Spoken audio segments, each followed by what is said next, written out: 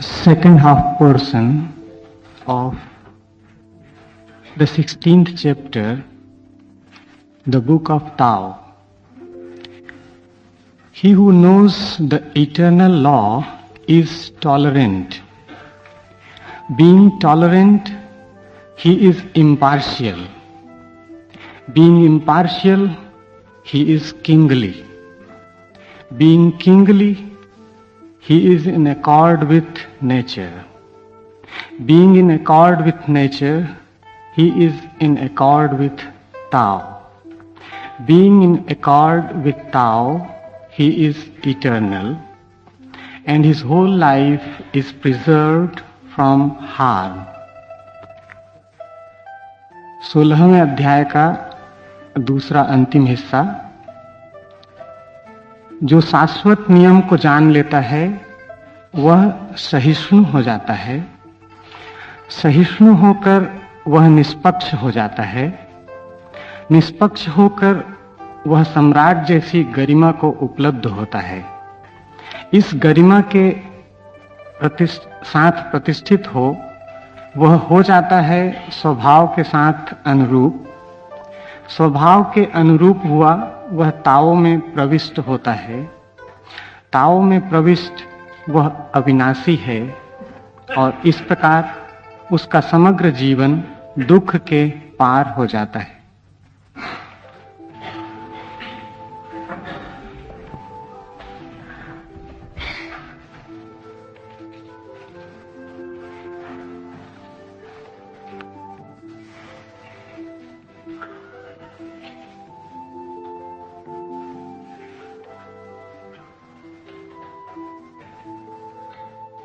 उन्नीस में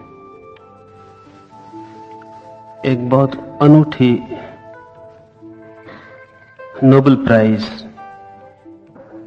2 अमेरिकी वैज्ञानिकों को दी गई।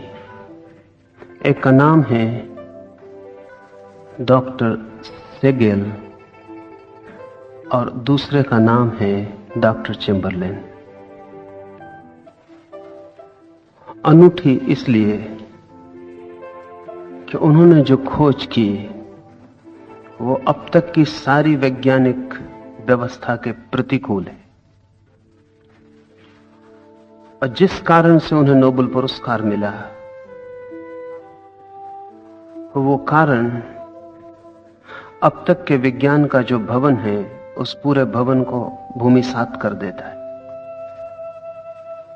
उन्होंने जो बात कही वो लाओत्से के तो करीब पड़ती है, न्यूटन के करीब नहीं पड़ती। उन्होंने जो खोज की उससे गीता का मेल बैठ सकता है, मार्क्स का मेल नहीं बैठ सकता। वो खोज है एंटी प्रोटॉन की। इन दोनों वैज्ञानिकों ने ये सिद्ध किया है कि जगत में पदार्थ है, मैटर है, तो एंटी मैटर भी होना जरूरी है, क्योंकि इस जगत में कोई भी चीज बिना विपरीत के नहीं हो सकती। यहां प्रकाश है तो अंधकार है और जन्म है तो मृत्यु है। अगर पदार्थ है, मैटर है, तो एंटी मैटर, पदार्थ के प्रतिकूल भी कुछ होना चाहिए। और उन्होंने जो कहा वो सिर्फ कहा नहीं, उसे सिद्ध कर लिया। उनका कहना है इस पदार्थ के बीच भी जहां प्रोटॉन काम कर रहा है, जहां पदार्थ के अन्यतम आधारभूत अणु काम कर रहे हैं, वहां एंटी प्रोटॉन ठीक उनके विपरीत भी एक शक्ति काम कर रही है। वो शक्ति हमें साधारणता दिखाई नहीं पड़ती और उसका हमें कोई अनुभव नहीं आता, लेकिन इस जगत में कोई भी चीज बिना प्रतिकूल के नहीं हो सकती है। The opposite is inevitable। वो जो प्रतिकूल है वो अनिवार्य है, अपरिहार्य है, उससे बचा नहीं जा सकता। उन प्रतिकूलों से मिलकर ही जगत निर्मित होता है। उसे सेगेल और चेम्बरलेन ने एंटी प्रोटॉन कहा है, या एंटी मैटर कहा है। अलाउ से कृष्ण, बुद्ध और क्राइस्ट उसे दूसरे नाम देते रहे। आत्मा कहें, शाश्वत नियम कहें, मोक्ष कहें, परमात्मा कहें, एक बात उन सब की समान है कि वो इस संसार के प्रतिकूल है, इस संसार से बिल्कुल विपरीत है। और समस्त धर्म की अब तक की खोज यही है कि संसार नहीं हो सकता अगर इसके प्रतिकूल कोई संसार ना हो। बहुत मजे की बात है कि सेगल और चैम्बरलेन ने यह भी अनुमान दिया है, ये तो अभी अनुमान है, जो उन्होंने सिद्ध किया वो मैंने आपसे कहा, एंटी मैटर के बिना मैटर नहीं हो सकता। उसके उन्होंने वैज्ञानिक प्रमाण दिए, उस पर ही उन्हें नोबेल पुरस्कार मिला है। उनकी एक परिकल्पना भी है जो कभी सही हो सकती है, क्योंकि वो परिकल्पना भी इसी सिद्धांत पर आधारित है जो कि सिद्ध हो गया है। उनका कहना है कि जैसे हमारे इस जगत में नियम है, जैसे ग्रेविटेशन नीचे की तरफ खींचता है, पानी नीचे की तरफ बहता है, आग ऊपर की तरफ उठती है, प्रोटॉन एक खास परिक्रमा में घूमते हैं। इन दोनों वैज्ञानिकों का कहना है कि ठीक इस जगत को बैलेंस करने के लिए कहीं एक जगत और होना ही चाहिए जो इसके बिल्कुल प्रतिकूल हो, जहां पानी ऊपर की तरफ जाता हो और जहां आग नीचे की तरफ बहती हो और जहां प्रोटॉन उल्टी परिक्रमा करते हो। ये तो अभी परिकल्पना है, लेकिन ये सबल है, क्योंकि जिन आदमियों ने कही वो कोई मिस्टिक, कोई रहस्यवादी नहीं है, कोई कवि नहीं है। और उनके कहने का कारण भी है क्योंकि इस जगत में भी विपरीत के बिना कुछ नहीं चलता। तो इस बात की संभावना हो सकती है कि जिस जगत को हम जानते हैं इससे विपरीत जगत भी हो, तभी यह पूरा विश्व संतुलित रह सके। इस तराजू के दोनों पल्ले संतुलित रह सकें। विज्ञान कब उसे सिद्ध कर पाएगा नहीं कहा जा सकता, लेकिन धर्म सदा से ही यह मानता रहा है कि संसार के प्रतिकूल मोक्ष की संभावना है। ठीक संसार से विपरीत नियम वहां काम करते हैं। जीसस ने कहा है जो यहां प्रथम है वहां अंतिम हो जाएगा, जो यहां अंतिम है वहां प्रथम हो जाएगा। जो यहां इकट्ठा करेगा वहां उससे छीन लिया जाएगा, जो यहां बांट देगा वहां उसे मिल जाएगा। यह कवि की भाषा में विपरीत की सूचना है कि वहां विपरीत नियम काम करेंगे। जो यहां अंतिम है वहां प्रथम होगा, वहां यही नियम काम नहीं करेंगे, इनसे ठीक विपरीत नियम काम करेंगे। जीसस की भाषा कवि की भाषा है। समस्त धर्म काव्य की भाषा में बोला गया है। शायद उचित भी यही है, क्योंकि विज्ञान की भाषा में जीवंतता खो जाती, सुगंध तिरोहित हो जाती, लय नष्ट हो जाती, गीत समाप्त हो जाता है, मुर्दा आंकड़े रह जाते। लाओ से जिसे शाश्वत नियम कह रहा है, उस नियम को हम संक्षिप्त में ख्याल में ले लें तो उसके सूत्र में प्रवेश हो जाए।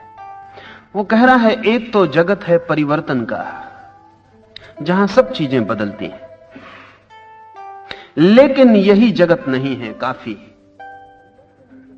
बल्कि इस जगत के होने के लिए भी एक जगत चाहिए जहां परिवर्तन ना हो, इससे विपरीत, जहां शाश्वतता हो, जहां इटर्निटी हो, जहां कोई चीज बदलती ना हो, जहां कोई चीज तरंगित ना होती हो, जहां सब शून्य और परम शांत हो, जहां कोई भी कंपन ना हो।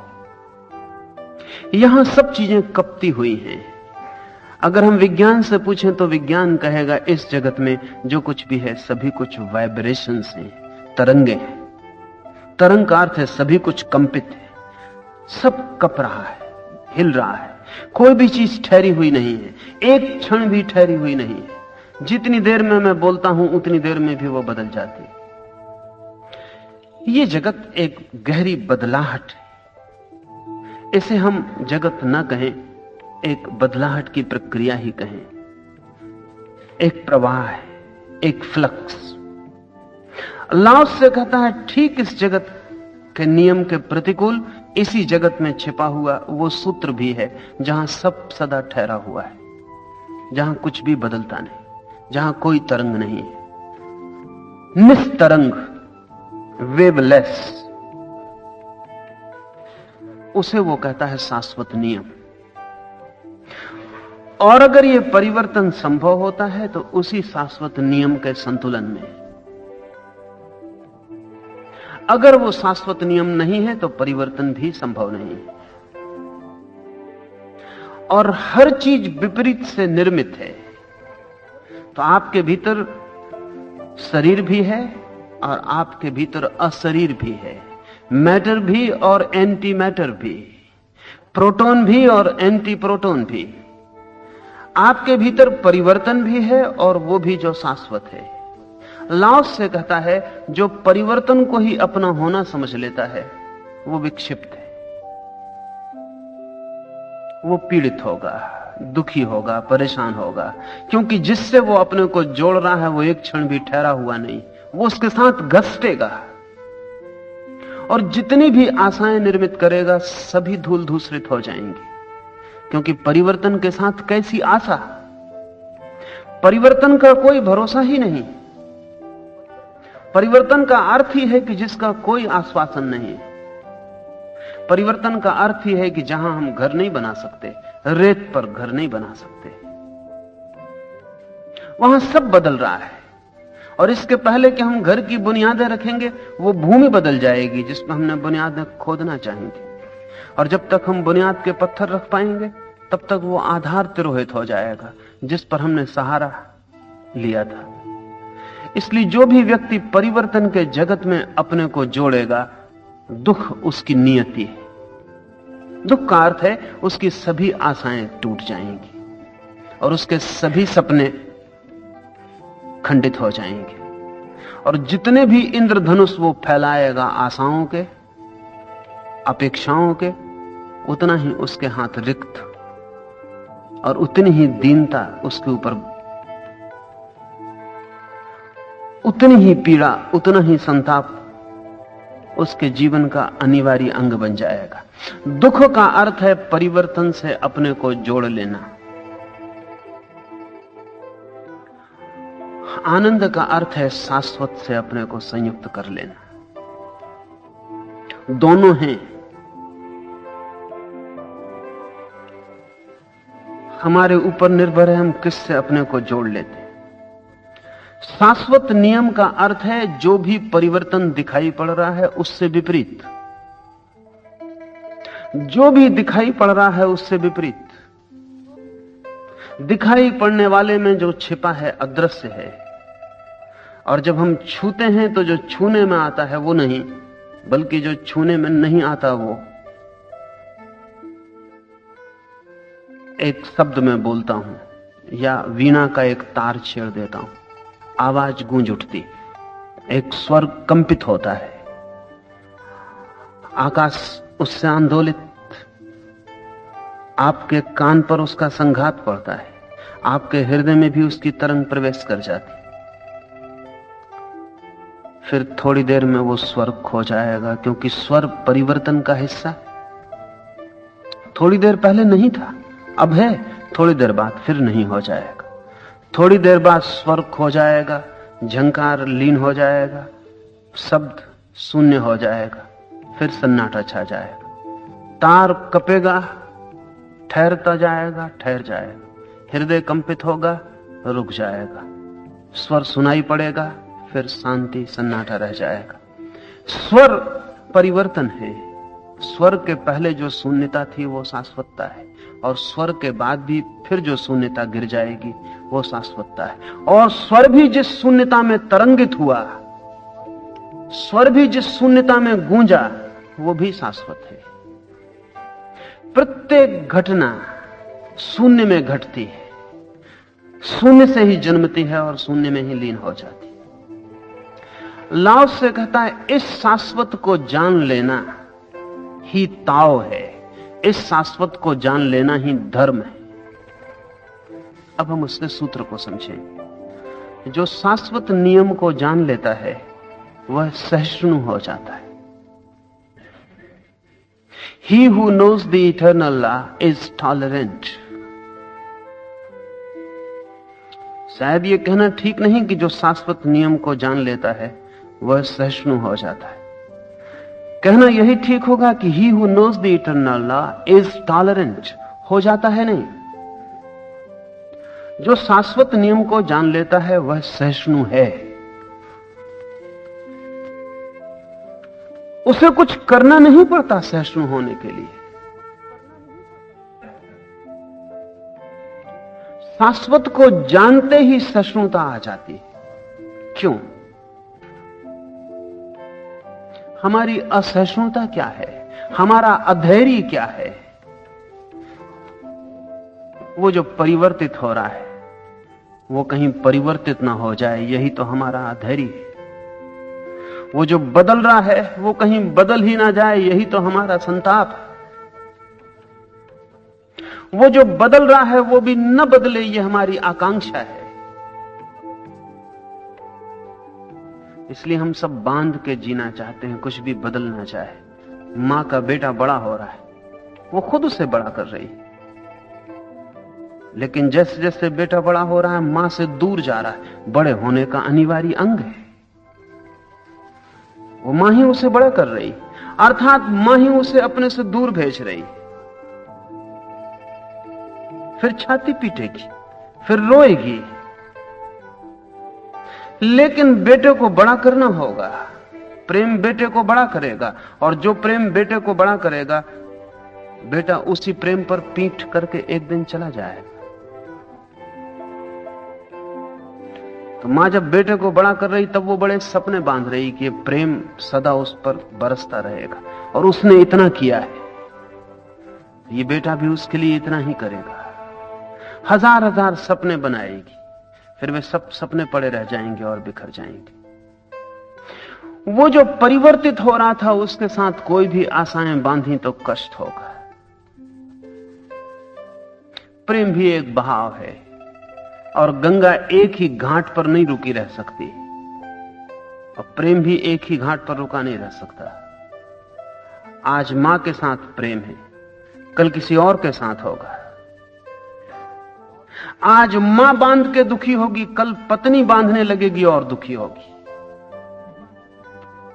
जो भी बांधेगा वो दुखी होगा। परिवर्तन को बांधने की जो भी चेष्टा करेगा वो दुखी होगा। फिर असहिष्णुता पैदा होगी, फिर बेचैनी पैदा होगी, फिर सहने की क्षमता बिल्कुल कम हो जाएगी।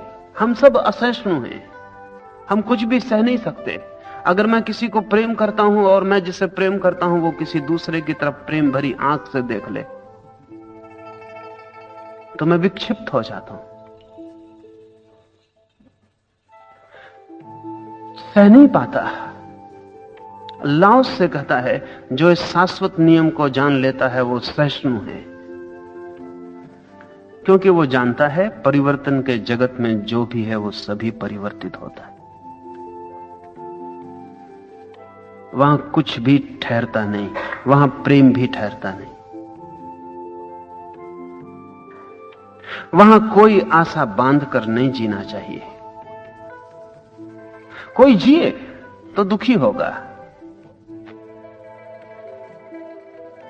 आप उल्टे सीधे चलेंगे, गिर पड़ेंगे, पैर टूट जाएगा, तो आप ग्रेविटेशन को, गुरुत्वाकर्षण को गाली नहीं दे सकते और न किसी अदालत में मुकदमा चला सकते,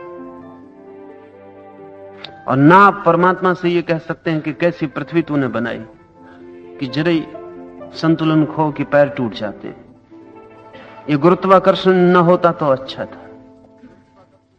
गुरुत्वाकर्षण आपका पैर नहीं तोड़ता। नियम को न जान के आप जो करते हैं उससे पैर टूट जाता है।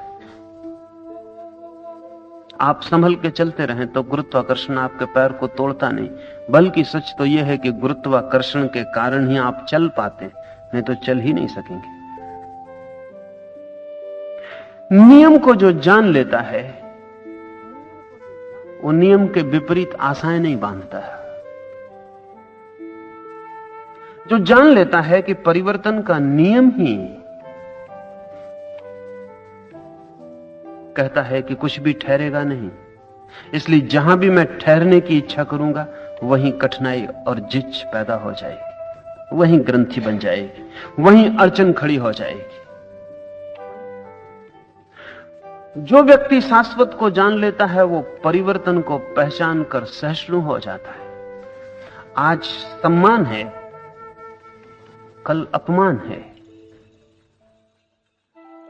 तो सम्मान को पकड़ के नहीं बैठता,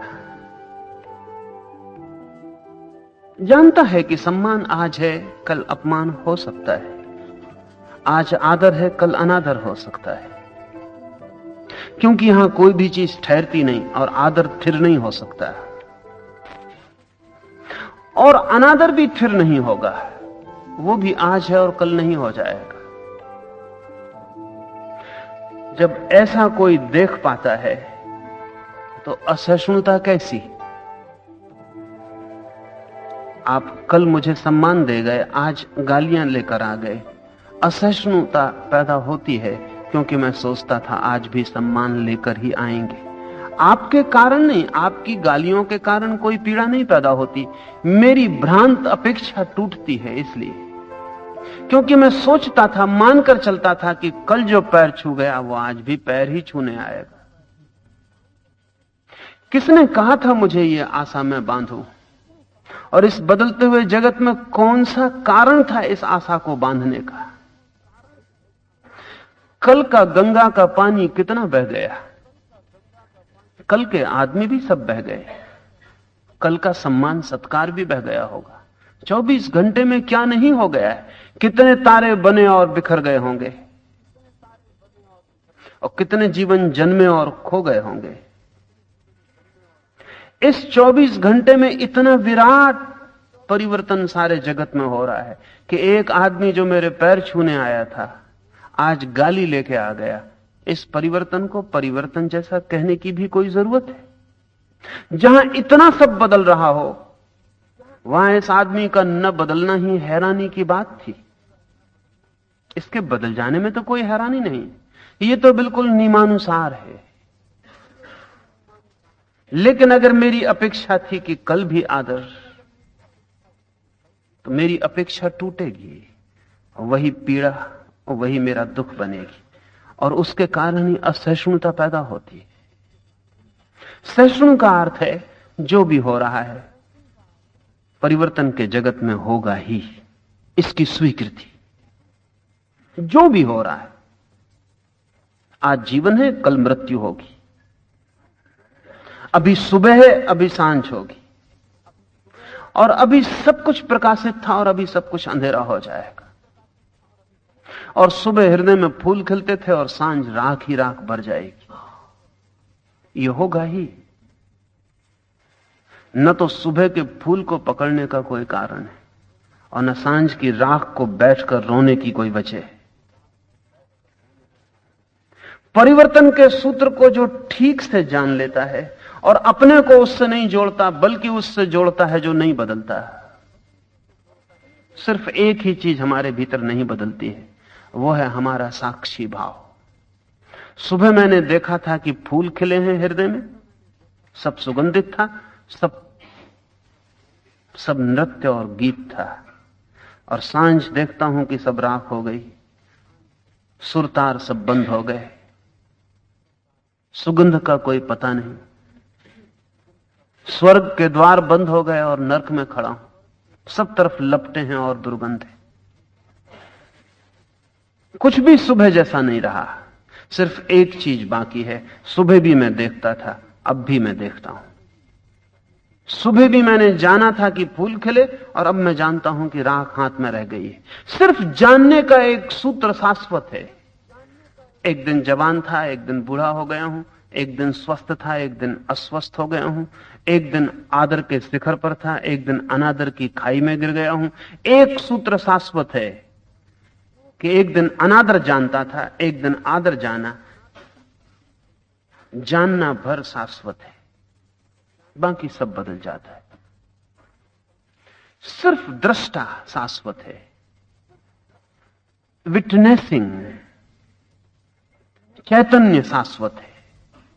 तो लाओस से जब कहता है कि शाश्वत नियम को जो जान लेता है वो सहिष्णु हो जाता है, तो वो ये कह रहा है कि जो साक्षी हो जाता है वो सहिष्णु हो जाता है। साक्षी से इंच भर भी हटे कि पीड़ा और परेशानी का जगत प्रारंभ हुआ, एक क्षण को भी जाना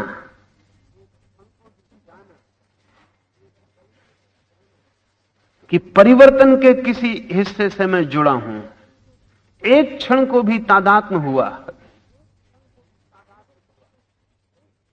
कि शाश्वत से पतन हो गया। जो शाश्वत नियम को जान लेता है वह सहिष्णु हो जाता है, सहिष्णु होकर वह निष्पक्ष हो जाता है। सहिष्णुता का अर्थ हुआ कुछ भी हो असंतोष का उपाय नहीं, कुछ भी हो बेशर्त कुछ भी हो संतोष मेरी स्थिति है। सहिष्णु का अर्थ हुआ कि मेरा संतोष किन्हीं कारणों पर निर्भर नहीं है। एक आदमी कहता है बड़ा संतोष है क्योंकि बैंक में बैलेंस है, एक आदमी कहता है बड़ा संतोष है बच्चे हैं, पत्नी है, भरा पूरा घर, एक आदमी कहता है बड़ा संतोष है प्रतिष्ठा है, सम्मान है, लोग आदर देते हैं। ये कोई भी संतोष नहीं, ये कोई भी संतोष नहीं, क्योंकि ये सब सकारण है। कल सुबह एक ईंट खिसक जाएगी इस भवन से और असंतोष ही असंतोष हो जाएगा। ये संतोष का धोखा है। संतोष का अर्थ है अकारण। एक आदमी कहता है मैं संतोषी हूं, संतोष है कोई कारण से नहीं, शाश्वत को परिवर्तन से पृथक अनुभव करता हूं, शाश्वत में ठहरा हूं, परिवर्तन को पहचान लिया है।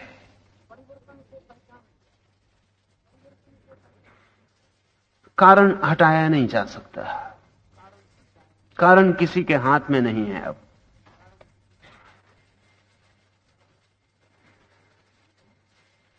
अकारण, अनकंडीशनल, बेशर्त। सहिष्णुता या संतोष बेशर्त घटनाएं हैं। बुद्ध को किसी ने आकर पूछा है कि आपके पास कुछ दिखाई तो नहीं पड़ता, फिर भी आप बड़े प्रसन्न मालूम पड़ते। स्वाभाविक है उसका प्रश्न। कुछ दिखाई पड़ता हो तो प्रसन्नता समझ में आती। बुद्ध के पास कुछ भी नहीं दिखाई पड़ता।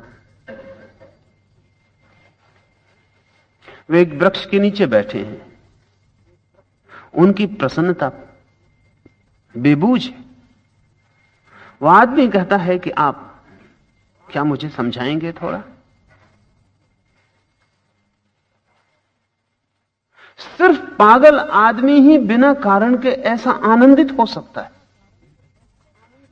आप पागल भी दिखाई नहीं पड़ते। आप कौन हैं? लगता है ऐसे कि जैसे सारी पृथ्वी का साम्राज्य आपका हो। आप कोई सम्राट हैं? बुद्ध ने कहा नहीं। उस आदमी ने पूछा फिर क्या आप कोई देव हैं जो पृथ्वी पर उतर आए? बुद्ध ने कहा कि नहीं, मैं देव भी नहीं हूं। वो आदमी ऐसा पूछता जाता है कि आप ये हैं, आप ये हैं, और बुद्ध कहते जाते हैं नहीं मैं ये भी नहीं हूं, नहीं मैं ये भी नहीं हूं। वो आदमी बेचैन हो जाता और वो कहता है कि कुछ भी आप नहीं है, कुछ तो आप कहें, आप कौन हैं? तो बुद्ध ने कहा कि जब कभी मैं पशु भी था, पशु होने के कारण थे, वासनाएं ऐसी थीं कि पशु होना अनिवार्य था। कभी मैं मनुष्य भी था, वासनाएं ऐसी थीं जो मुझे मनुष्य बनाती थी। कभी मैं देव भी था, वासनाएं ऐसी थीं जो मुझे देव बनाती थी। वे सब कारण अस्तित्व थे। अब तो मैं सिर्फ बुद्ध हूं, ना मैं मनुष्य हूं, ना मैं देव हूं, ना मैं पशु हूं, मैं सिर्फ बुद्ध हूं। उस आदमी ने पूछा कि बुद्ध का क्या अर्थ? तो बुद्ध ने कहा, अब मैं सिर्फ जागा हुआ हूं, अब सिर्फ मैं एक जागी हुई चेतना हूं, अब मैं सिर्फ एक होश हूं, एक चैतन्य हूं, अब मैं कोई व्यक्ति नहीं हूं।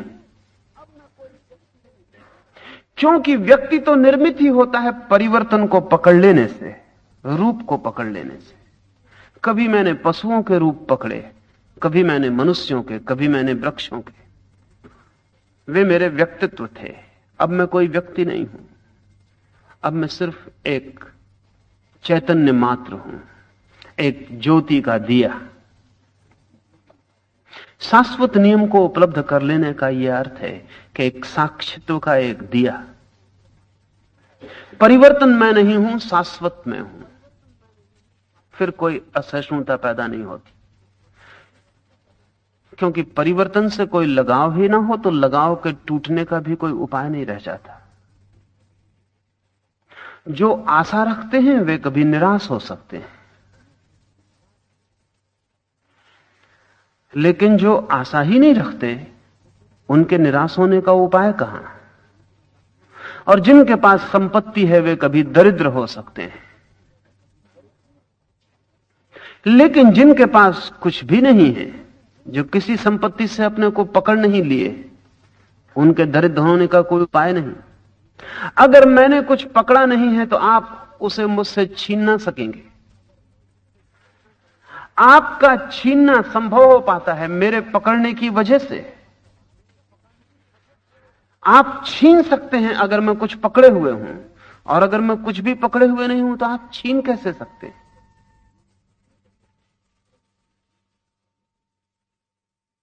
ये जो साक्षी भाव है, ये जो शाश्वत नियम का बोध है, ये सारे परिवर्तन के जगत से पकड़ का छूट जाना है। फिर गंगा बहती रहती है और मैं किनारे बैठा हूं, और गंगा के पानी में कभी फूल बहते हुए आ जाते हैं तो उनको देख लेता हूं, और कभी किसी का अस्थि पंजर बहता हुआ आता है तो उसे देख लेता हूं, और कभी गंगा गंदे पानी से भर जाती है, वर्षा के मटमैली हो जाती तो उसे देख लेता हूं, और कभी ऐसी स्वच्छ हो जाती है कि आकाश के तारे उसमें झलकते हैं तो उसे देख लेता हूं। लेकिन मैं गंगा नहीं हूं, उसके किनारे बैठा हूं। परिवर्तन के किनारे जो साक्षी का भाव है वो स्थिर हो जाए तो फिर गंगा में क्या बहता है और क्या नहीं बहता, इससे मेरे भीतर कोई चिंता पैदा नहीं होती। और गंगा के निरंतर प्रवाह को देखकर मैं जानता हूं आशा नहीं बांधनी चाहिए। इसमें कभी फूल भी आते हैं और कभी राख भी बहती है, इसमें कभी तारे भी झिलमिलाते हैं, और कभी ये गंगा बिल्कुल गंदी हो जाती है और कुछ भी नहीं झिलमिलाता। और कभी ये गंगा विक्षिप्त होकर बहती है, बाढ़ तोड़ देती है, और कभी ये गंगा सूख कर दुबली पतली धारा हो जाती है और शांत मालूम होती। ये गंगा का होना है, इससे मेरा कुछ लेना देना नहीं, मैं उसके किनारे खड़ा हूं। शाश्वत नियम का बोध परिवर्तन के किनारे जो साक्षी का भाव है उसमें स्थिर हो जाने का नाम है। लाओस से कहता है जो सहिष्णु हो जाता है वो निष्पक्ष हो जाता है। समझना पड़े, असल में पक्ष तभी तक है जब तक परिवर्तन में कोई चुनाव है। मैं कहता हूं यह आदमी अच्छा है क्योंकि यह आदमी मेरे साथ वैसा ही व्यवहार करता है जैसी मेरी अपेक्षा है, और मैं कहता हूं यह आदमी बुरा है क्योंकि यह आदमी वैसा व्यवहार करता है जैसी अपेक्षा नहीं। लेकिन अगर मेरी कोई अपेक्षा ही ना हो तो कौन आदमी अच्छा है और कौन आदमी बुरा है? मैं कहता हूं यह आदमी संत है और कहता हूं यह आदमी दुष्ट है। जिसे मैं दुष्ट कहता हूं वो दुष्ट है या नहीं मुझे पता नहीं, लेकिन मेरी कुछ अपेक्षाएं हैं जो वो तोड़ता है। और जिसे मैं संत कहता हूं वो संत है या नहीं पता नहीं, लेकिन मेरी कुछ अपेक्षाएं हैं जिन्हें वो पूरी करता है। अगर आप अपने संतों के आसपास जाके देखें और अपने दुष्टों के आसपास जाके देखें तो आपको पता चलेगा जो आपकी अपेक्षाएं पूरा कर दे वो साधु। अगर आप मानते हैं कि मुंह पर एक पट्टी बांधने से आदमी साधु होता है, तो मुंह पे पट्टी बांधे मिलेगा तो आप पैर छू लेंगे। वही आदमी कल मुंह की पट्टी नीचे उतार के रख दे तो आप उसको घर में नौकरी देने को भी राजी न होंगे। अगर आपकी धारणा है कि आपकी धारणा जो भी पूरा कर दे, अगर साधुओं की जांच पड़ताल करने जाएं तो आप पाएंगे उनमें जो आपकी धारणा जितनी पूर्णता से पूरी करता है उतना बड़ा साधु है। जो थोड़ी बहुत ढील ढवाल करता है, जो थोड़ा बहुत इधर उधर डमाडोल होता है, वो उतना छोटा साधु है। साधु कौन है? आपकी अपेक्षा जो पूरी कर दे। असाधु कौन है? जो आपकी अपेक्षा तोड़ दे। लेकिन जिसकी कोई अपेक्षा ना हो उसके लिए कौन साधु और कौन असाधु? लाओस से यह कहता है जो शाश्वत को जान लेता है वो निष्पक्ष हो जाता है। उसके लिए राम और रावण में कोई भी फर्क नहीं, क्योंकि राम और रावण का जो भी फर्क है वो हमारी अपेक्षाओं का फर्क है। हम पर निर्भर है वो फर्क, वो हमारा विभाजन है।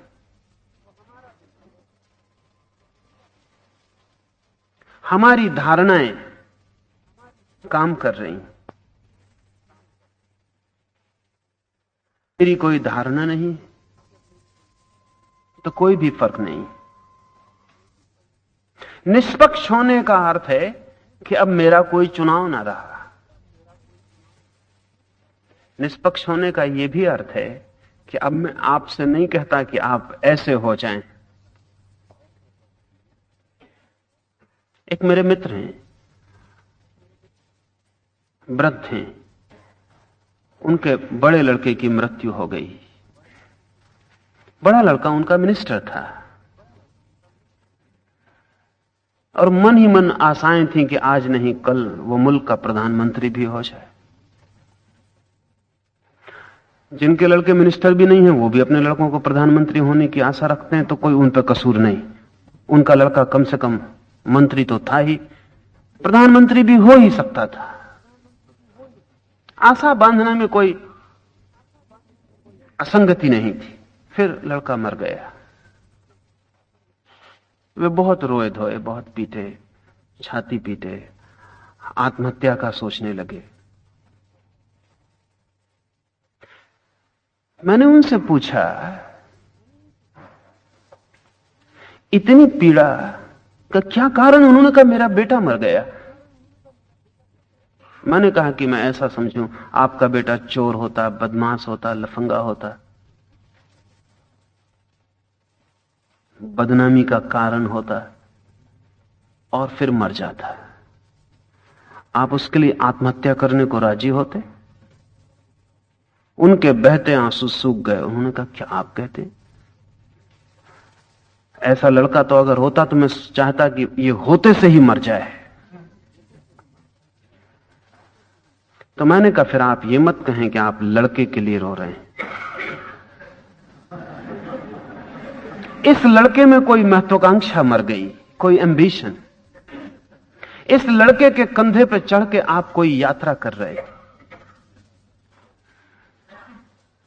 क्योंकि ये लड़का जब प्रधानमंत्री होता तो लड़का ही प्रधानमंत्री नहीं होता, आप प्रधानमंत्री के बाप भी हो जाते।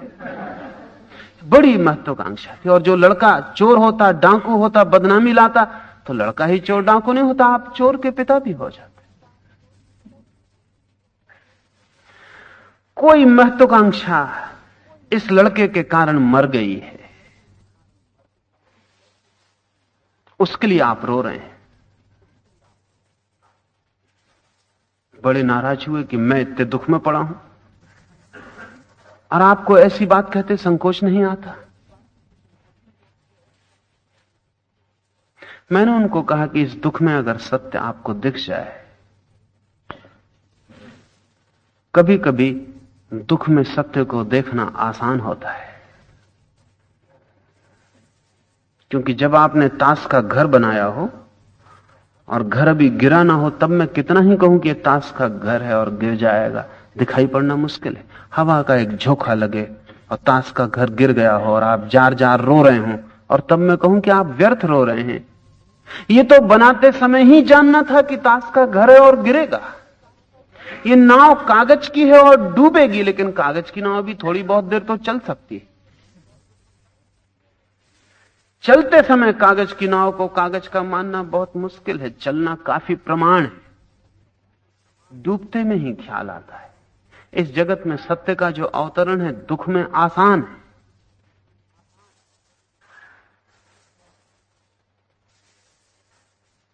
क्या है अच्छा, क्या है बुरा? ये बेटा अच्छा था, ये बेटा बुरा है। इसमें भी परिवर्तन के जगत में मेरी कोई आकांक्षाएं, अपेक्षाओं का जोड़ है तो ही। लाओस से कहता है जो सहिष्णु हो जाता है वो निष्पक्ष हो जाता है। निष्पक्ष का अर्थ है कि जब भीतर कोई अपेक्षा न रही तो बाहर कोई पक्ष न रहा।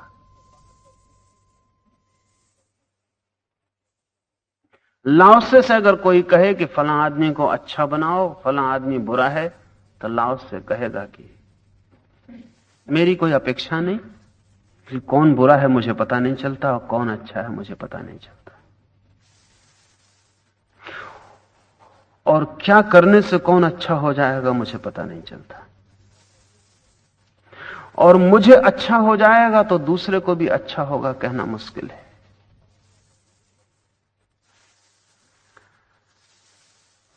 दूसरे की अपेक्षाएं। इस दुनिया में बुरे से बुरा आदमी भी कुछ लोगों के लिए तो अच्छा होता ही है। इस दुनिया में अच्छे से अच्छा आदमी भी कुछ लोगों के लिए तो बुरा होता ही है। इस दुनिया में 100% अच्छे होने का कोई उपाय नहीं, 100% बुरे होने का कोई उपाय नहीं।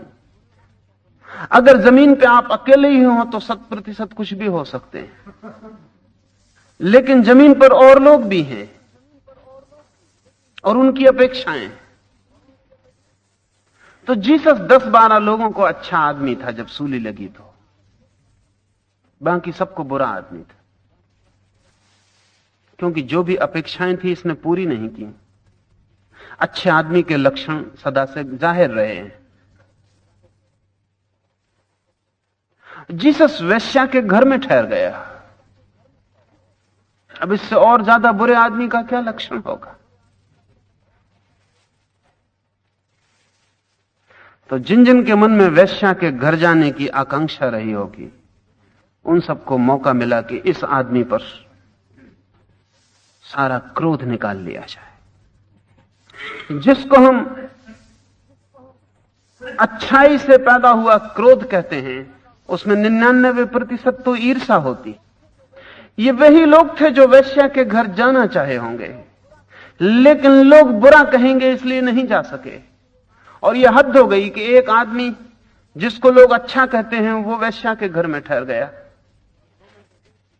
तब दो में से एक ही बात रही, या तो तय हो जाए कि यह आदमी बुरा है तो इनको शांति मिले, या यही तय हो जाए कि अच्छा आदमी भी वेश्या के घर में जा सकता है, यह स्वीकृत हो जाए तो भी शांति मिले। ये दूसरी बात बहुत मुश्किल है। इस दूसरी बात का बड़ा जाल है। इस दूसरी बात का भारी इतिहास है। और जब तक विवाह पवित्र है तब तक वेश्या अपवित्र रहेगी ही। जब तक विवाह ही न मिट जाए जमीन से तब तक वेश्या तिरोहित नहीं हो सकती। वो उसकी बाई प्रोडक्ट है। तो इसका तो लंबी जटिलता है, ये तो हो नहीं सकता। अब एक ही उपाय है कि जीसस बुरा आदमी करार दे दिया जाए और ये सबको ठीक लगेगा। पिता भयभीत है कि उसका लड़का वेश्या के घर न चला जाए, पत्नी भयभीत है उसका पति कहीं वेश्या के घर न चला जाए, सारा समाज भयभीत है। और वेश्या इसी समाज की उत्पत्ति है। इन्हीं सब ने मिलकर वेश्या को निर्मित किया और ये सभी भयभीत है और ये सभी वेश्या को सहारा दे रहे हैं, लेकिन वे अंधेरे में फैले हुए हाथ। जीसस की गलती है तो एक कि वो उजाले में वेश्या के घर चले गए, वही उनकी भूल। वो फांसी से बच सकते थे, थोड़ी कुशलता चाहिए थी। सभी जाते थे वेश्या के घर, ऐसी कोई अड़चन ना थी। जिन्होंने सूली दी थी, लेकिन वे ज्यादा कुशल थे, ज्यादा होशियार थे।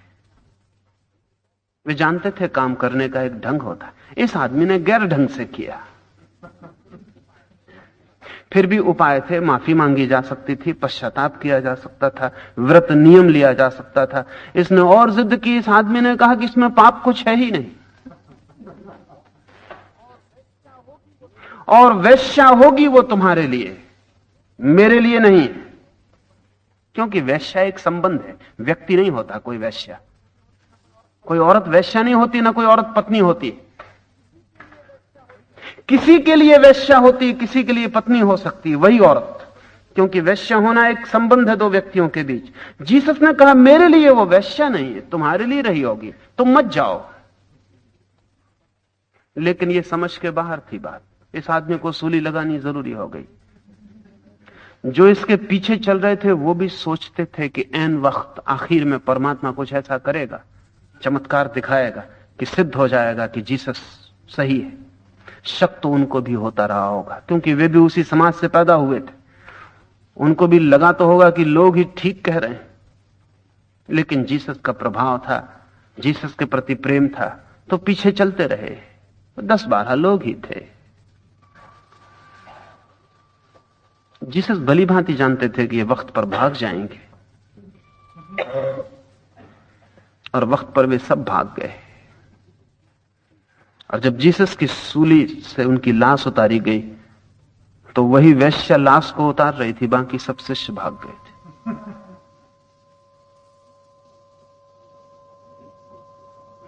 निश्चित ही जीसस के लिए वो वेश्या वेश्या नहीं थी, और उस वेश्या के लिए जीसस सिर्फ एक पुरुष नहीं थे, एक खरीदार नहीं थे। और जब निकटतम शिष्य भाग गए, जो बाद में अपस्टल्स हो गए, जो बाद में 12 महासंत हो गए, वे सब भाग गए थे, तब एक वेश्या ने उन्हें उतारा था। वही आखिर तक खड़ी रही थी उस भीड़ में। कौन भला है, कौन बुरा है, कौन तय करे? कैसे तय करते हैं हम? क्या है क्राइटेरियन? क्या होता है मापदंड तय करने का? एक ही मापदंड होता है सदा, आपकी अपेक्षाओं के लिए जो अनुकूल पड़ता है। आपकी अपेक्षाओं के जो प्रतिकूल पड़ता है। लेकिन अगर किसी व्यक्ति की कोई अपेक्षा ही नहीं तो वो निष्पक्ष हो जाता है। जीसस जैसे लोगों की यही मुसीबत है। एक वेश्या ने कहा कि चलें और मेरे घर ठहर जाएं आज रात, तो जीसस की कोई भी तो अपेक्षा नहीं है। आप होते तो सोचते कि कल बदनामी होगी, गांव में खबर हो जाएगी, पत्नी क्या कहेगी, बच्चे क्या कहेंगे, क्या होगा क्या नहीं होगा, आप 1000 बातें सोचते। जीसस बस चल पड़े। बुद्ध के साथ भी ऐसा हुआ। एक दिन एक वेश्या ने आके सुबह ही निमंत्रण दे दिया भोजन का। उसके ही पीछे रथ पर सवार प्रसेनजित आता है, सम्राट है, और प्रसेनजित आकर कहता है कि मेरे घर पधारे। पर बुद्ध ने कहा निमंत्रण तो मुझे आपके पहले मिल गया। पर प्रसेनजित ने कहा कि अगर इसकी खबर भी लोगों को हो जाएगी कि आप आम्रपाली वेश्या के घर भोजन करने गए, महा अनर्थ हो जाएगा, प्रतिष्ठा धूल में मिल जाएगी। आप और वेश्या के घर जाएंगे। पर बुद्ध ने कहा निमंत्रण उसका ही पहले है, और हां भी भरी जा चुकी है। और जिन बातों से आप मुझे भयभीत करते हैं, अगर मैं उनसे भयभीत ही होता हूं तो फिर मैं बुद्ध ही नहीं हूं। अब तो होगी बदनामी तो अच्छा, इस जगत में बदनामी होगी, लेकिन अगर वेश्या के घर जाने की बदनामी से डर के प्रसेनजित तुम्हारी मैं मान लूं, तो अनंत अनंत काल में जो बुद्ध हुए हैं वो मुझ पर हंसेंगे। वहां मेरी बड़ी बदनामी हो जाएगी। तो इस बदनामी को हो जाने दो। लाओस से कहता है निष्पक्ष हो जाता है वैसा व्यक्ति, जीता है पक्षों से नहीं, सहजता से। कोई निर्णय नहीं लेता क्या बुरा है क्या भला है, क्या होना चाहिए और क्या नहीं होना चाहिए। थोड़ी कठिनाई लगेगी, क्योंकि जिनकी नैतिक बुद्धि है और जो सोचते हैं कि जीवन की जो ऊंची से ऊंची बात है वो नीति है, उनको बहुत कठिनाई होगी। नीति ऊंची से ऊंची बात उनके लिए है जिनके जीवन अनैतिक हैं। जैसे औषधि उनके काम की है जो बीमार है, लेकिन भूल के भी स्वस्थ लोगों को औषधि मत पिलाने लगना। नीति उनकी काम की है जो अनीति में भरे हैं और पड़े हैं, लेकिन जो धर्म को उपलब्ध होते हैं उनसे नीति वैसे ही छूट जाती जैसी अनीति छूट जाती, पक्ष छूट जाते।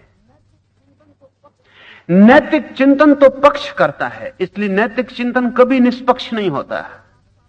नैतिक चिंतन तो साफ साफ निर्णय करता है ये ठीक है और ये गलत है, गणित से चलता है, हिसाब रख के चलता है।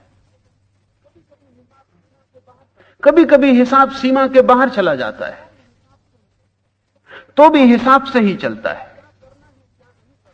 क्या करना है क्या नहीं करना है वो सब हिसाब रखता है। धर्म कोई हिसाब नहीं रखता। शाश्वत में प्रतिष्ठा जिसकी हो गई वो फिर उस प्रतिष्ठा पर ही सब कुछ छोड़ देता है, और वो जहां ले जाए शाश्वत नियम, चाहे पूरब तो पूरब और चाहे पश्चिम तो पश्चिम, जहां ले जाए अंधेरे में या प्रकाश में, वो शाश्वत नियम जहां ले जाए उस पर ही अपने को छोड़ देता है। इस फर्क को हम ऐसा समझें कि एक डांड से खेने वाला नाविक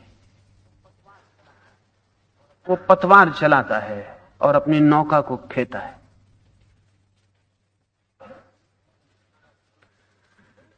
सारा श्रम उसे करना होता है। एक और नाविक भी है जिसने एक नियम खोज लिया कि खुद पतवार चलाने की कोई जरूरत नहीं है, हवाएं पाल बांधो और नाव को ले जाती, तो वो पाल बांध लेता है, पतवार अलग रख देता है, हवाएं उसकी नाव को चलाने लगती। नैतिक व्यक्ति पतवार से नाव चलाता है, पूरे वक्त बाएं दाएं सब उसे हिसाब रखना पड़ता है, पूरे वक्त श्रम उठाना पड़ता है। नाव और नदी के बीच एक संघर्ष है, नाविक और नदी के बीच एक दुश्मनी, लड़ना पड़ता है। फिर वो भी है जिसने पाल बांध लिया, अब सिर्फ उसे हवाओं के ऊपर अपने को छोड़ देने की हिम्मत भर जुटानी होती, फिर हवाएं उसकी नाव को ले जाने लगती। धार्मिक व्यक्ति दूसरे तरह का व्यक्ति है जिसने अपनी पाल बांध लिए नाव में, और जिसने परमात्माओं की या शाश्वतता की हवाओं को कहा कि बस अब जहां ले जाओ, अब जहां पहुंच जाए वही मुकाम है। और नाव अगर मझधार में डूब जाए तो वही मंजिल है। अब कोई किनारा नहीं है, अब तो जो मिल जाए वही किनारा है। अब अपना कोई चुनाव नहीं कि वहां पहुंचूं, और अगर वहां नहीं पहुंचा तो दुखी होऊंगा और वहां पहुंचा तो सुखी हो जाऊंगा। धार्मिक व्यक्ति कहीं पहुंचने की चेष्टा में नहीं है, पहुंच गया। नैतिक व्यक्ति कहीं पहुंचने की चेष्टा में लगा है। तो नैतिक व्यक्ति तो पक्षपाती होगा, इसलिए नैतिक व्यक्ति कभी सहिष्णु नहीं हो सकता, और अगर उसकी सहिष्णुता भी होगी तो थोपी हुई और आरोपित होगी, कल्टीवेटेड होगी। संभाल संभाल के वो सहने की कोशिश कर सकता है, लेकिन सहिष्णुता उसकी सहज नहीं हो सकती। शाश्वत को जानकर जो सहिष्णुता आती है वो निष्पक्ष कर जाती है। कठिन है ये बात, क्योंकि हमें तो नैतिक तक होना कठिन है। लाओस से कहीं और दूर की बात कर रहा है। वो कह रहा है नैतिकता भी एक बीमारी है। वो कह रहा है कि जब तक द्वंद है, ये ठीक और ये गलत, तब तक बेचैनी रहेगी। अगर मुझे दिखता है कि ये ठीक और ये गलत, तो बेचैनी रहेगी। इसलिए तथाकथित धार्मिक आदमी जो हैं, जिन्हें नैतिक आदमी कहना चाहिए, वो बड़े बेचैन रहते हैं। कहते हैं ये गलत हो रहा है, वो ठीक हो रहा है। सारे संसार में जो गलत और ठीक हो रहा है, सबकी चिंता उन्हीं को होती। उनकी बेचैनी का कोई अंत नहीं। रातें उनकी हराम हो जाती, नींद उनकी नष्ट हो जाती। कहां क्या गलत और कहां क्या सही हो रहा है, सबका हिसाब उनके पास। और सारे जगत में ठीक होना चाहिए, इसलिए इसकी उनकी चिंता इतनी ज्यादा होती है कि इसी चिंता में घुल घुल के वो मर जाते हैं। जगत में कुछ ठीक होता है या नहीं होता, उनकी चिंता से वो दिखाई नहीं पड़ता। लाओसे की बात समझनी थोड़ी कठिन है, और इसलिए पश्चिम में बहुत नासमझी भी पैदा होती है। लाओसे जैसे लोगों के विचार जब पश्चिम में पहुंचते हैं तो उन्हें लगता है ये तो बहुत एमोरल थिंकिंग है, ये तो बहुत नीति विहीन चिंतन है, निष्पक्ष। कैसे निष्पक्ष हो सकते हैं हम, जहां इतना संघर्ष है अच्छाई और बुराई में, वहां हम कैसे निष्पक्ष हो सकते हैं?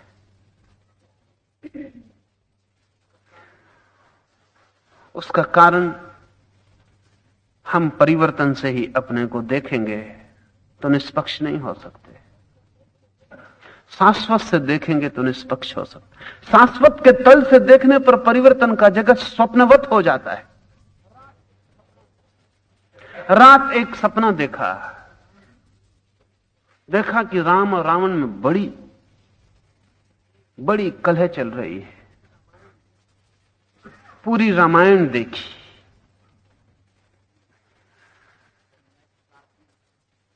अगर नैतिक आदमी है तो राम के साथ तादात्म्य बन जाएगा,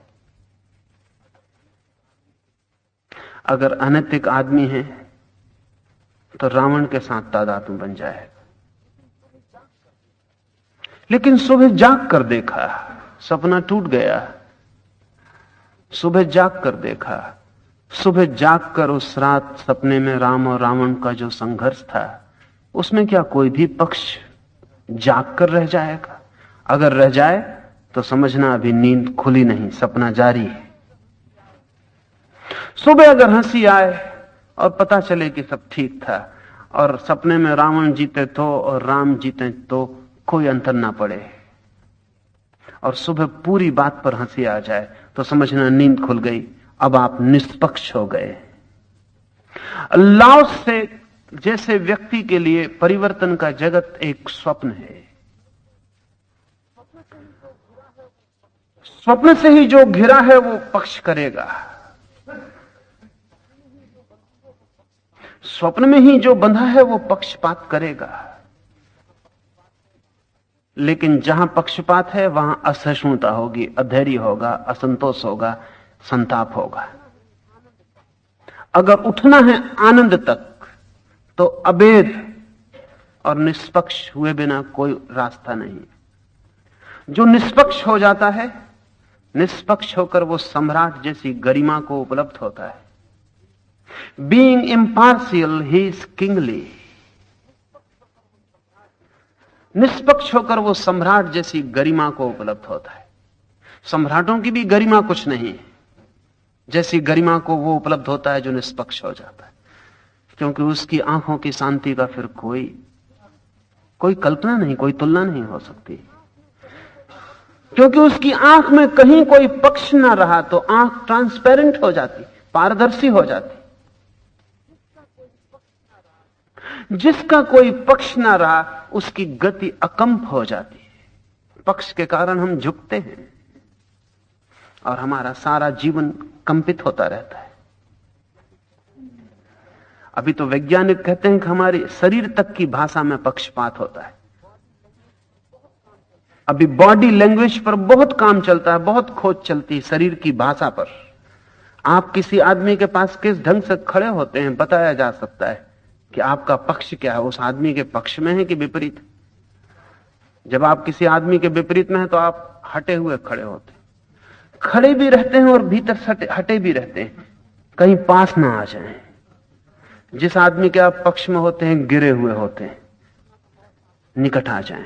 स्त्रियां तो बहुत साफ बता देती हैं उनके शरीर की भाषा से। अगर एक स्त्री को किसी से प्रेम है तो वो गिरने को बिल्कुल तैयार है, अगर प्रेम नहीं है तो वो पीछे दीवार खोज रही है कि कहीं टिक जाए, बच जाए, हट जाए। शरीर भाषा शास्त्री कहते हैं कि अगर स्त्री का आपसे प्रेम है तो उसके बैठने का ढंग और होगा, अगर नहीं है तो और होगा। और एक एक सिंबल, एक एक संकेत उसके शरीर से मिलेंगे।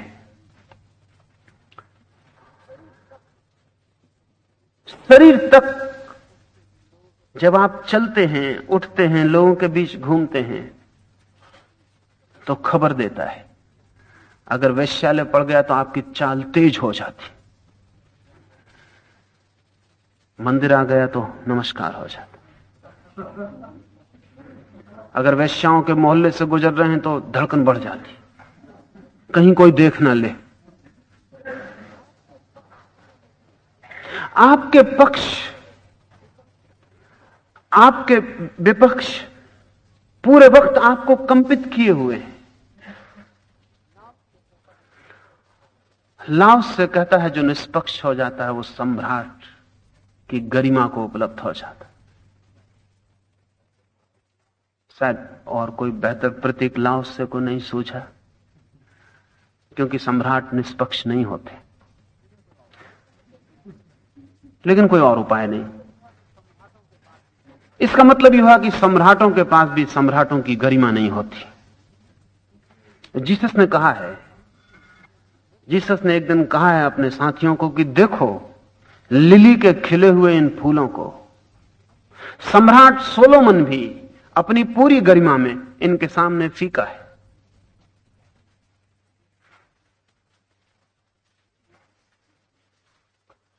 फूल जब खिलता है तो जिस गरिमा को उपलब्ध होता है, मनुष्य जब खिलता है तब वो भी उसी गरिमा को उपलब्ध होता है। वो गरिमा अकंपता की गरिमा है। जैसे कि किसी घर में दिया जले, हवा का कोई झोंका ना हो और लौ ठहर जाए, जरा भी कंपित ना हो। वैसे ही जब कोई चेतना भी भीतर ठहर जाती है और जरा भी कंपित नहीं होती। अब इसके दो उपाय। एक उपाय तो यह है कि पक्ष तो बने रहें, जबरदस्ती इस चेतना को अकंप कर लिया जाए, जो कि तथाकथित साधु धार्मिक व्यक्ति करते रहते हैं। पक्ष तो बने रहें कि ये बुरा है और ये ठीक है और वो सुंदर है और वो कुरूप है और ये पाने योग्य है और वो नहीं पाने योग्य है, ये तो सब बना रहे। लेकिन अपने को संभाल के और अपनी चेतना को थिर कर लिया जाए। इस तरह जो थिरता आती है वो जबरदस्ती थोपी हुई थिरता है, झूठी है। क्योंकि जरा ही रिलैक्स किया, जरा ही शिथिल हुए, पक्ष की तरफ चेतना बह जाएगी, अपक्ष की तरफ हट आएगी। एक दूसरी गरिमा है जिसकी लाओस से चर्चा कर रहा है। वो कह रहा है खुद को उतनी फिक्र मत करो, जबरदस्ती खुद को ठहराने की फिक्र मत करो। शाश्वत नियम को जान लो, परिवर्तन को पहचान लो और तुम पाओगे कि पक्ष गिर गए और पक्ष के गिरते ही तुम अकंप हो जाओगे। क्योंकि कोई जगह ना रही जहां कपो, किसी तरफ झुको वो कोई स्थान ना रहा, किसी तरफ से हटो वो कोई स्थान ना रहा। तब जो अकंपता आती है वो सहज। उस सहजता के बिना साधुता भी एक जटिलता है, एक जबरदस्ती है, एक दमन है। और इसलिए फर्क देखा जा सकता है। जब भी कोई सहजता की साधुता को उपलब्ध होता है तो एक अपरिसीम सौंदर्य को उपलब्ध होता है, और जब भी कोई जबरदस्ती साधुता को उपलब्ध होता है तो एक गहन कुरूपता को उपलब्ध हो जाता है। कुरूपता स्वाभाविक ही आ जाएगी, क्योंकि जहां सब चीजें खींच तान के तनाव से बिठाई जाएंगी वहां सब चीजें खिंच जाएंगी। सहज साधु खोजना मुश्किल है, यद्यपि सहज ही साधु हो सकता है, लेकिन उसके बड़े चुनाव हैं। एक साधु मेरे साथ यात्रा करते थे। जिस कार में हमें जाना था मैं जाके बैठ गया, वे आए और कहने लगे ऐसे तो मैं न बैठ सकूंगा, मैं तो सिर्फ चटाई पर बैठता हूं। इसमें कौन सी कठिनाई है? मैंने कहा। जिनके घर में मेहमान था उनसे मैंने कहा कि ला के एक चटाई कार के सोफा पर बिछा दो। चटाई बिछा दी गई, साधु बिल्कुल संभल के सोफा पर बैठ गए। बीच में चटाई आ गई, परम शांति उनको मिली। सोफा वही है, कार वही, लेकिन वो चटाई पर बैठे।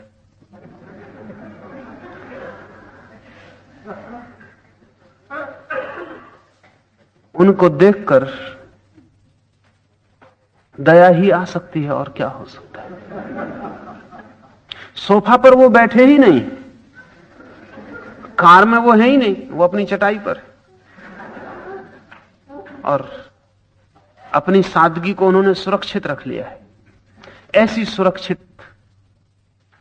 जो व्यवस्था से ऐसा जी रहा हो, उसका सब कुछ कुरूप हो जाएगा, सब अपंग, सब पक्षाघात हो जाएगा। लाओ से कहता है निष्पक्ष जो है वो सम्राट जैसी गरिमा को उपलब्ध होता है। इसमें एक बात और ख्याल लेने जैसी है। सम्राट जैसी गरिमा का अर्थ यह हुआ भागना, छोड़ना, ये नहीं वो नहीं, उसे कोई अर्थ का नहीं रह जाता। वो जहां है सम्राट की तरह ही है। उसे महल में खड़ा कर दें तो, और उसे किसी दिन नग्न रास्ते पर खड़ा कर दें तो, उसकी गरिमा में फर्क नहीं लाया जा सकता। महल उसे डराएगा नहीं, तो वहां भी उतनी ही शांति से सो सकेगा। वृक्ष उसे आकर्षित नहीं करेगा, वहां भी उतनी ही शांति से सो सकेगा। न महल आकर्षित करेगा, न वृक्ष विकर्षित करेगा। जो भी हो, जहां भी हो, वो सम्राट जैसी गरिमा को ही, सम्राट जैसी गरिमा में ही जिएगा। इसलिए बुद्ध जैसे व्यक्ति को महल से हटकर भी हमने देखा, पर उनकी गरिमा में कोई फर्क नहीं पड़ता। शायद गरिमा और बढ़ जाती, शायद गरिमा और बढ़ जाती है। अगर किसी कुरूप शरीर पर कपड़े पहना दिए जाएं तो कुरूपता कम हो जाती है। इसलिए दुनिया में जब तक बहुत सौंदर्य नहीं होता तब तक कपड़े आदमी का बहुत पीछा करेंगे ही। कपड़े सौंदर्य तो नहीं ला सकते, लेकिन कुरूपता को ढांक सकते हैं। नहीं, जिनके पास सौंदर्य है उनके लिए इतना भी क्या कम है कि कुरूपता ढक जाती। कुछ तो बहाना सौंदर्य होने का, सुंदर होने का हो जाता। लेकिन अगर अन्यतम सुंदर व्यक्ति हो तो कपड़े हट जाने पर उसका सौंदर्य और पूरी तरह प्रकट होता है। तो जो दीन दरिद्र हैं उन्हें महलों में बिठा दो तो उनकी दीन दरिद्रता छिप जाती, गरिमा नहीं आ जाती सम्राट की। लेकिन अगर गरिमा सम्राट की हो तो छीन लो महल, हटा लो ताज तख्त, तो उस नग्नता में वो और भी जोर से प्रकट हो जाती। ये जो सम्राट की गरिमा है, ये एक आंतरिक मालकियत के परिणाम है। एक इनर, एक आंतरिक मालकियत, एक स्वामित्व। जो परिवर्तन से बंधा है वो हमेशा गुलाम रहेगा। आज इस पर निर्भर रहना पड़ेगा, कल उस पर निर्भर रहना पड़ेगा। परिवर्तन के जगत में हजार हजार चीजों पर निर्भर रहना पड़ेगा। जो परिवर्तन से हटकर शाश्वत से अपने को जोड़ लेता, अब वो मालिक हुआ। अब उसे किसी पर निर्भर नहीं रहना पड़ेगा। अब वो सारे परिवर्तनों के बीच से मालिक की तरह गुजर सकता है। उसकी मालकियत आंतरिक है। सम्राट जैसी गरिमा को उपलब्ध होकर स्वभाव के साथ अनुरूप हुआ, वह ताओ में प्रविष्ट होता है। धर्म के गहनतम लोक में वही प्रविष्ट होते हैं जो सम्राट की गरिमा से प्रविष्ट होते हैं।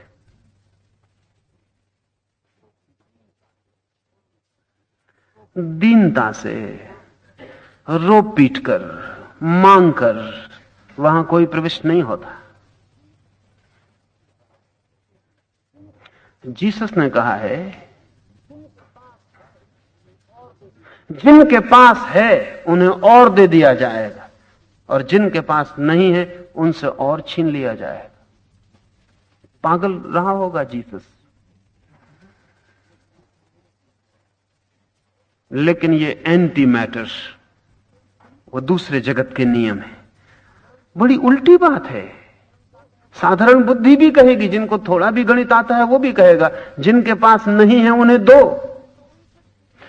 अगर छीनना ही है तो उनसे छीन लो जिनके पास है, और उन्हें दे दो जिनके पास नहीं। सीधा गणित है। लेकिन जीसस कहते हैं, जिनके पास है उन्हें और दे दिया जाएगा, और जिनके पास नहीं है सावधान रहे वे, उनसे और छीन लिया जाएगा। उस जगत में कोई दीन की तरह प्रविष्ट नहीं हो सकता। उस जगत में तो सम्राट की तरह ही कोई प्रविष्ट होता है। असल में उस जगत की चाबी ही स्वामित्व है। इसलिए हम सन्यासी को स्वामी कहते रहे। सभी सन्यासी स्वामी होते हैं ऐसा नहीं, लेकिन सन्यासी को हम स्वामी इसलिए कहते रहे, उस इनर, उस भीतरी मालकियत,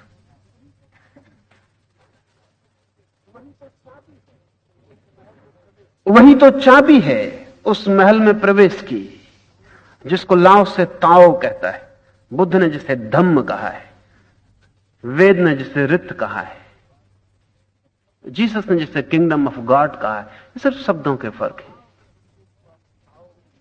स्वभाव के अनुरूप हुआ वह ताओ में प्रविष्ट होता है। ताओ में प्रविष्ट होकर वह अविनाशी है। जब तक हम परिवर्तन से अपने को जोड़े हुए हैं, तब तक हम विनाश से अपने को जोड़े हुए हैं। तब तक हम मिटते ही रहेंगे, मिटते ही रहेंगे, बनेंगे और मिटेंगे। बनेंगे इसीलिए कि मिटें। वहां बनना और मिटना अनिवार्य है। जो आदमी समझ ले कि मैं वस्त्र हूं, तो 2-3 महीने में उसको मरना पड़ेगा। 2-3 महीने में वस्त्र जीर्ण शीर्ण हो जाएंगे, छोड़ने पड़ेंगे, फिर नए वस्त्र पहनने पड़ेंगे। अगर किसी आदमी ने ऐसा समझ लिया कि मेरे वस्त्र ही मैं हूं, तो हर 3 महीने में मरना और पुनर्जन्म, फिर नए कपड़े, तो फिर नया जन्म, फिर आबासा से शुरू करेगा वो आदमी। जितनी परिवर्तनशील चीज से आप अपने को बांधेंगे, उतना ज्यादा विनाश, उतना रोज रोज सब बदलना पड़ेगा। रोज मरना होगा, रोज जन्मना होगा। हम अपने को वस्त्रों से नहीं बांधते, शरीर से बांधते हैं। इसलिए 50-60 साल, 70 साल, 80 साल में मरना पड़ता है। क्या ऐसा भी कोई सूत्र है जो वस्त्र की तरह नहीं है? हमारे लिए अस्तित्व है हमारा। अगर उससे हम अपने को एक जान पाए, तो फिर कोई विनाश नहीं। मृत्यु है इसीलिए कि हम मरण धर्मा से अपने को जोड़ लेते हैं। मृत्यु है इसीलिए कि जो मरने वाला है उसके साथ हम अपने को एक समझ लेते हैं। उसी क्षण मृत्यु विसर्जित हो जाती है जिस दिन हमने मरण धर्मा के साथ अपना संबंध छोड़ दिया। उस दिन जिससे हमारा संबंध है उसकी कोई मृत्यु नहीं है। तो लाओस से कहता है, ताओ में प्रविष्ट हुआ वह अविनाशी है, और इस प्रकार उसका समग्र जीवन दुख के पार हो जाता है। दुख ही क्या है? मृत्यु की ही छाया है दुख। मृत्यु की ही लंबी हो गई छाया दुख है। जहां जहां मृत्यु दिखाई पड़ती है वहीं वहीं दुख है। और जहां भी हम थोड़ी देर को मृत्यु को भुला पाते हैं वहीं सुख मालूम पड़ता है। लेकिन आदमी बड़े दुष्ट चक्र में घूमता है। भुलाने से कुछ भूलता तो नहीं। सुना है मैंने कि मुल्ला नसरुद्दीन एक सांझ शराब पी रहा है। अपने घर के सामने वृक्ष के नीचे बैठकर शराब पर कि प्याले पे प्याले ढाला चला जा रहा है। मेहमान एक घर में आया है, वो मुल्ला को कहता है कि नसरुद्दीन क्यों इतनी शराब पीते हो? तो नसरुद्दीन कहता है भुलाने के लिए। तो मेहमान पूछता है क्या भुलाने के लिए? तो नसरुद्दीन कहता है अपनी बेशर्मी, अपना पाप, अपने अपराध। तो मेहमान पूछता है क्या है अपराध, क्या है पाप, क्या है बेशर्मी? नसरुद्दीन कहता है यही कि ये शराब की लत पड़ी है।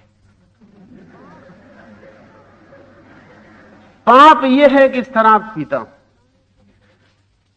इस पाप को भुलाने के लिए शराब पिए चला जाता हूं। अगर हम अपने जीवन के क्रम को गौर से देखें तो वो ऐसा ही मिलेगा। उसमें हम एक चक्कर में घूमते रहते हैं।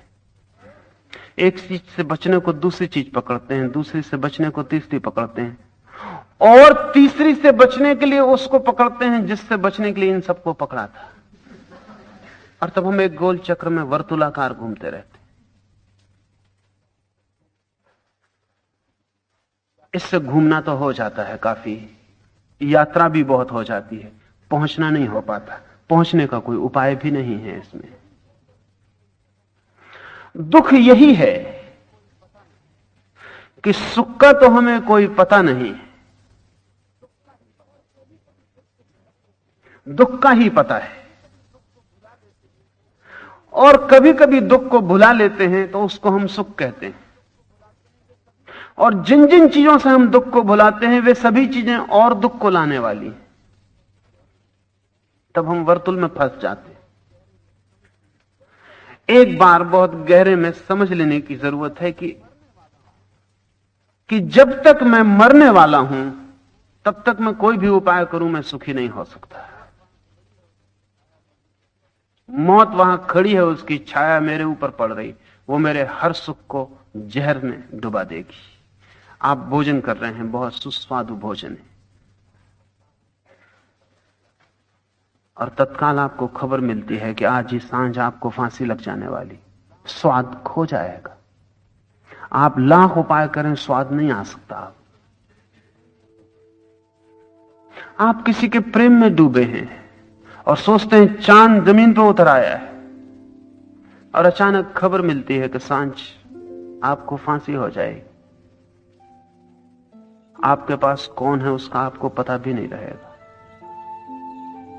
सब बेमानी हो गया।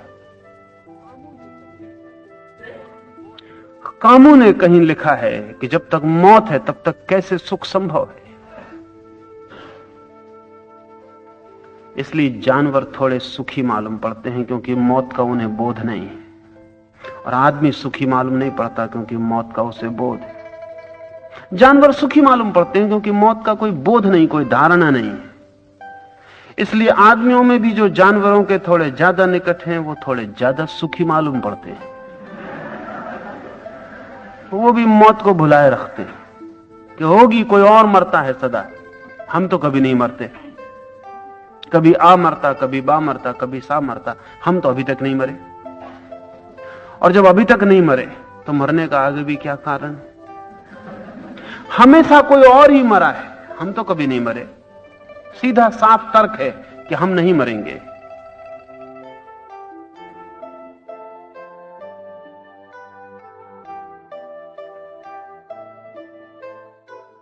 पशुओं को कोई बोध नहीं है कि मृत्यु है, क्योंकि पशुओं को समय का बोध नहीं है, पशुओं को भविष्य का बोध नहीं है। इसलिए पशु एक अर्थ में सुखी है।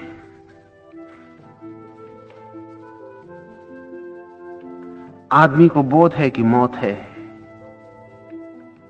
तो आदमी ज्यादा से ज्यादा दुखी हो सकता है या दुख को भुला सकता है। दो ही काम कर सकता है,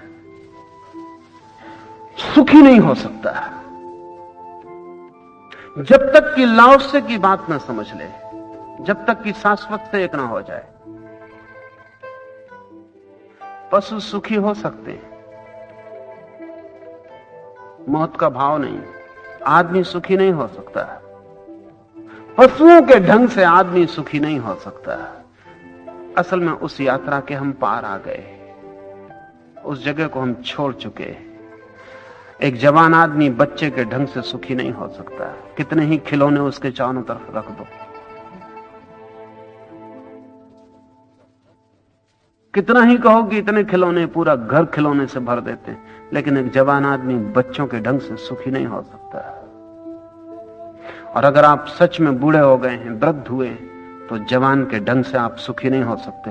कितनी ही खूबसूरत औरतें चारों तरफ बिठा दी जाए और कितना ही नाच रंग हो जाए, अगर आप सच में वृद्ध हो गए हैं तो फिर ये खिलौने ही मालूम पड़ेंगे, फिर इनसे सुखी नहीं हो सकते। जहां से चेतना आगे बढ़ जाती है फिर उस तल के सुख बेमानी है। आदमी सुखी नहीं हो सकता पशु के ढंग से, लेकिन सब आदमी उसी ढंग से सुखी होने की कोशिश कर रहे हैं, इसलिए सिर्फ दुखी होते हैं। वो कोई उपाय ना रहा, चेतना पीछे नहीं लौट सकती, चेतना और आगे जा सकती है। मृत्यु की छाया जब तक बनी रहेगी आदमी सुखी नहीं हो सकता। तो क्या किया जाए? एक तो उपाय यह है कि शरीर को जितने देर तक बचाया जा सके बचाया जाए, ताकि मृत्यु दूर हटाई जा सके। लेकिन कितना ही हटाओ मौत को, दूर भी हट जाए तो भी खड़ी रहती है, उससे कोई अंतर नहीं पड़ता। 4 दिन और हट जाए, 8 दिन और हट जाए, आदमी 80 साल ना जी के 100 साल जिए कि 150 साल जिए, इससे कोई भेद नहीं पड़ता। मौत पीछे भी हट जाए तो भी खड़ी रहती है। और सच तो यह है, आदमी जितनी ज्यादा देर जिएगा मौत का बोध उतना सघन हो जाएगा। अगर 10 साल का बच्चा मर जाए तो उससे मौत का कोई खास पता नहीं होता। 40 साल का जवान मर जाए तो अभी उसे मौत की थोड़ी थोड़ी झलक मिलनी शुरू हुई थी।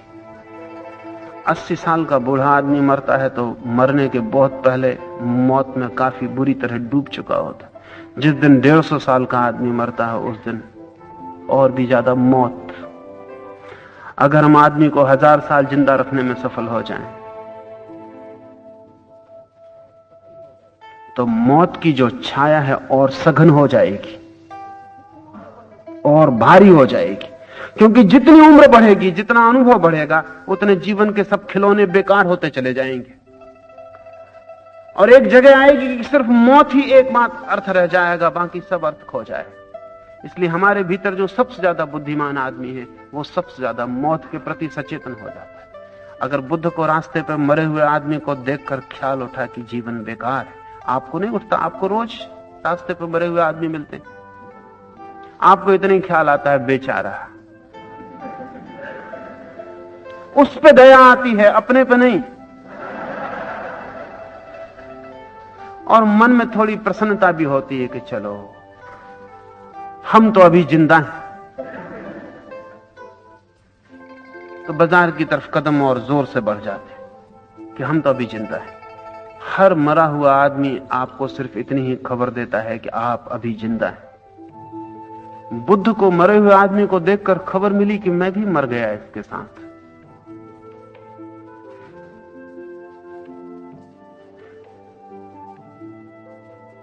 आयरिश कवि मुनरो ने लिखा है कि जब भी कोई मरता है तो मैं ही मरता हूं, और इसलिए कभी बाहर पूछने को मत भेजो कि किसकी अर्थी गुजरती है, मेरी ही अर्थी गुजरती है।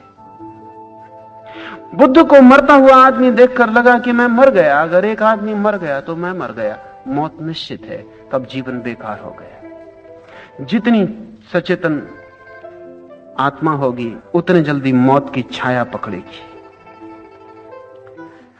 आपको बूढ़े होने में 80 साल लगते हैं, बुद्ध 20 साल में बूढ़े हो गए। इससे आप ये मत समझना कि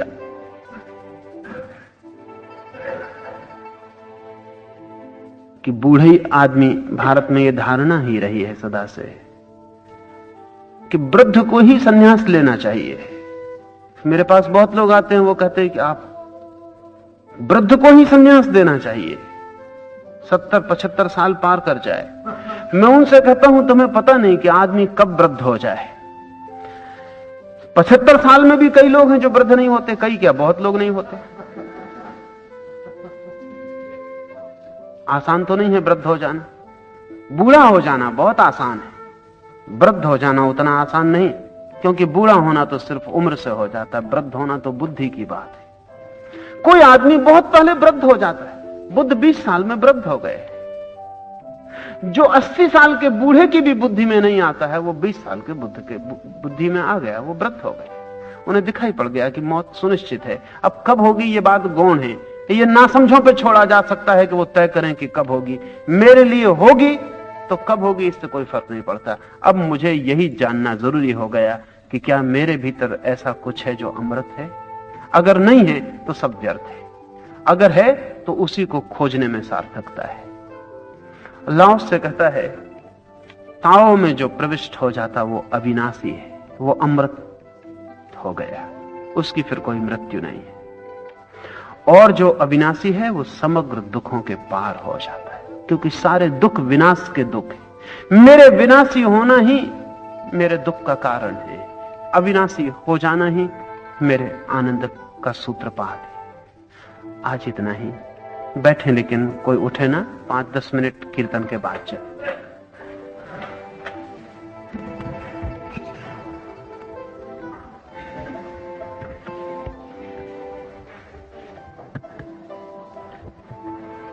गोविंद बोलो हरि गोपाल बोलो, गोविंद बोलो हरि गोपाल बोलो, गोविंद बोलो हरि गोपाल बोलो।